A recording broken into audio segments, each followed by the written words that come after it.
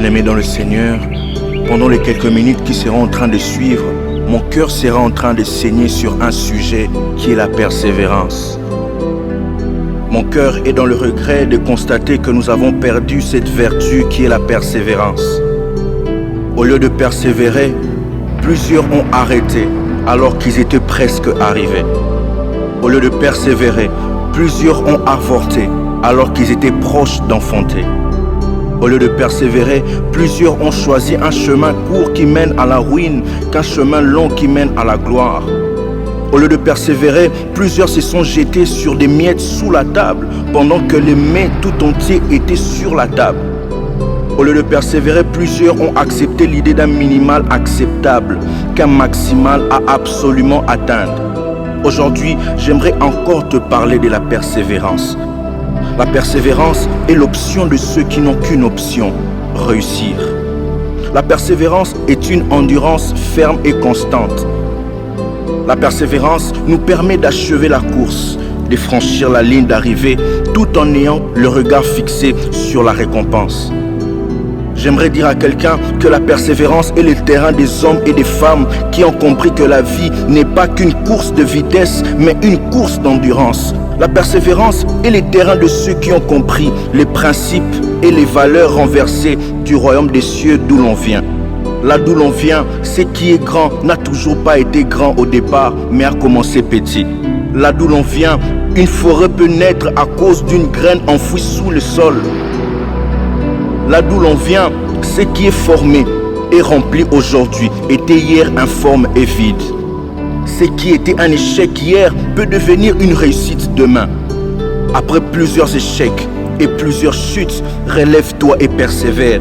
Même quand il ne te reste rien du tout et que tu es à bout, relève-toi et persévère. J'aimerais dire à quelqu'un que toute résistance peut être brisée lorsqu'on ajoute à nos actions de la persévérance. Cela peut sembler impossible pour un temps, mais jamais longtemps. Cela peut sembler être solide et résister pour un temps, mais jamais longtemps. Un Jéricho peut sembler être inébranlable, imprégnable et solide le premier jour, mais être en réalité un château de sable le 7e jour lorsqu'on y applique de la persévérance. La persévérance est celle qui nous permet de prendre possession de ce qui est imprégnable, de saisir ce qui est insaisissable. Aujourd'hui, nous avons oublié que l'ingrédient qui a permis aux hommes et aux femmes de foi de finir la course tout en gardant la foi, c'est la persévérance. La persévérance, c'est l'attitude d'un homme sur terre face aux promesses divines dans le ciel. Nous oublions parfois que la persévérance est une étape incontournable de la manifestation des promesses divines. Ceux qui ont hérité ont appris à persévérer. La persévérance, c'est la méthode que Dieu donne à un homme qui désire ardemment palper la manifestation de ses promesses. Voilà pourquoi Hébreux 6,15 pouvait dire: et c'est ainsi qu'Abraham, ayant persévéré, obtint l'effet de la promesse. Tu obtiendras jamais des récompenses plus grandes que les niveaux de persévérance. Plus long est la persévérance, plus grande sera ta récompense. Voilà pourquoi Apocalypse 4,12 pouvait dire: c'est ici la persévérance des saints qui gardent les commandements de Dieu et la foi de Jésus-Christ. J'aimerais dire à quelqu'un que la persévérance des saints consiste à garder les commandements de Dieu et la foi de Jésus-Christ. Alors persévère même lorsque c'est difficile, persévère même lorsque l'exaucement tarde, car la persévérance est la matrice des victoires malgré les épreuves. Quiconque conserve la persévérance sera gardé à l'heure de la tentation et des épreuves. La persévérance te prépare à de plus grandes victoires. Persévère et fortifie ton homme intérieur, car lorsque ta chair lâche prise, ton homme intérieur par le Saint-Esprit reprendra certainement la prise. Garde la foi et n'abandonne pas, car la force qui sortira de toi dépend du Dieu en qui tu as placé ta foi. Persévère dans la prière. J'aimerais dire à quelqu'un: persévère dans la prière. La prière qui enfantait le réveil dans Acte 1,14 est la prière faite avec persévérance, car la Bible dit tous d'un commun accord: persévérer dans la prière. La particularité avec la persévérance est que celui qui y demeure n'a pas le regard fixé sur le temps de l'attente, mais sur la récompense fixée. Celui qui persévère a donc une attente alors que ce qui est attendu n'est pas encore visible.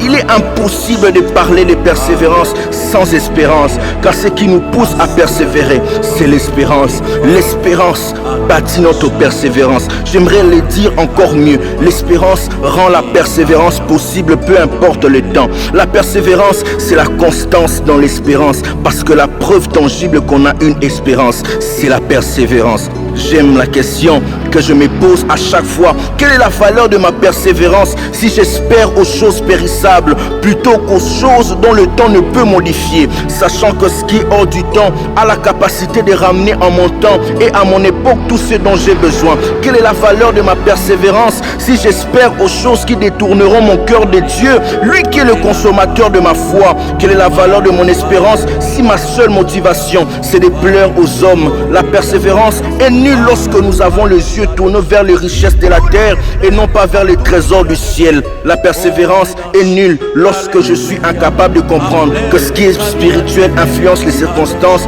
et les choses visibles. Ainsi donc, ma persévérance prend tout son sens lorsque mon espérance est premièrement connectée à une promesse spirituelle que terrestre. La persévérance n'est rien d'autre que l'attitude d'un homme qui sait que toutes les ressources qu'il peut espérer avoir sur la terre se trouvent d'abord cachées en Christ dans le ciel. S'il y a une chose qui doit te pousser à persévérer dans tes moments obscurs aujourd'hui, c'est qu'il y a un Dieu au ciel dont sa réputation est fondée sur l'accomplissement de ses promesses. Celui qui persévère croit à un Dieu fidèle qui agit sur base de ce qu'il a dit et ce qu'il a déjà fait. La persévérance n'échoue jamais. J'aimerais encore le dire mieux. Ta persévérance n'échouera jamais. La persévérance est l'un des éléments du pont entre ce que Dieu a fait et nous. L'apôtre Paul pouvait dire dans Romains 15:5 que le Dieu de la persévérance et de la consolation vous donne d'avoir les mêmes sentiments les uns avec les autres selon Jésus-Christ. Le Dieu de la Bible et le Dieu de la persévérance et de consolation. J'aimerais dire à quelqu'un qu'après avoir persévéré, une chose de plus s'ajoutera, c'est la consolation, afin de te faire oublier la souffrance du passé. Le Dieu de la Bible et le Dieu de la persévérance.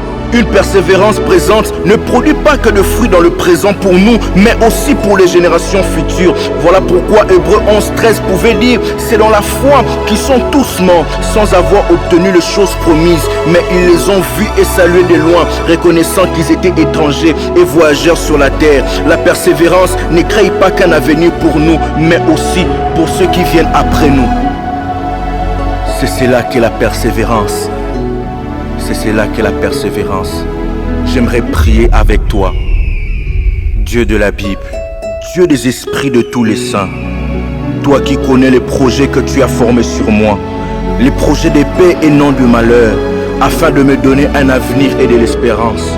Aujourd'hui encore, je m'approche devant ton trône de grâce, car tu es le rémunérateur de ceux qui te cherchent, car tu es le Dieu qui a pour réputation l'accomplissement de ses promesses.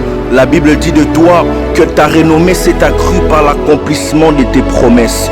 Mais seulement l'attitude que tu me demandes d'avoir en cette saison, c'est la persévérance. Malgré les difficultés, tu me demandes de persévérer. Malgré que la réalité présente n'est pas semblable à la réalité future, tu me demandes de persévérer. Oh Dieu, Dieu de ceux qui n'ont que Dieu comme option, permets-moi en cette saison de persévérer. Adonai, ma seule réaction face aux limites, face aux oppositions invisibles et visibles, c'est de persévérer en plaçant ma foi en toi.